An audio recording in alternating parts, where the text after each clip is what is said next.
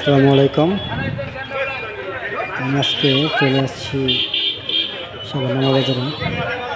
আপনারা যদি কেউ আসতে চান, এনাম মেডিকেলের সামনে নামবেন, থানা স্ট্যান্ড যেটা বলে নাইমা রিক্সাওয়ালাকে বললেই, যদি দুজন আসেন তাহলে 20 টাকা, আর যদি একজন আসেন তাহলে 20 টাকা নেবে। আসে নামাবাজার নামাই দেবে।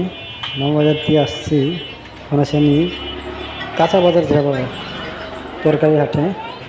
এখানে কিছু মুদি দোকান আছে, আলু বীজ বিক্রি করে, তারপরে হলুদ মরিচের দোকান।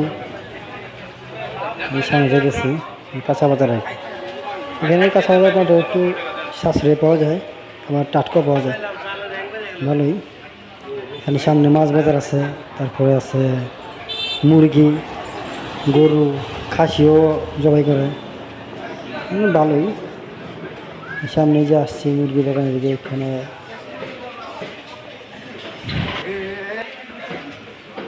যাইতেছি।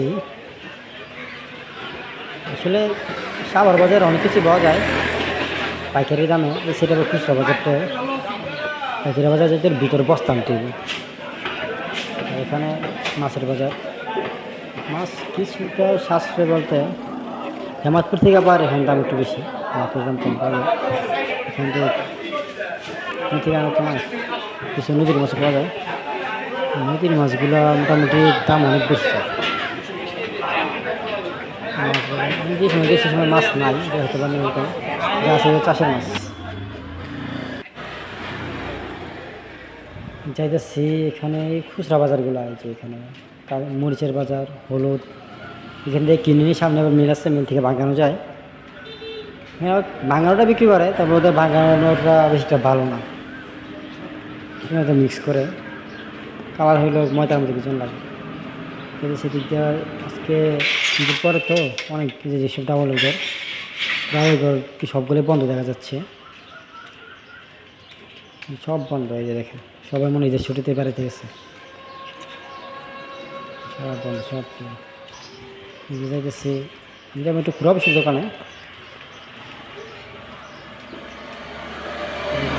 সব আলুর দোকান আবার খোলা আছে আজকে।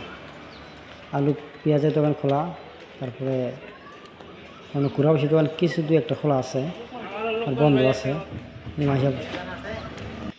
এসে পড়ছি ঘুরা বসির দোকানে, এখান থেকে আবার চলে যাবো। আসসালামু আলাইকুম।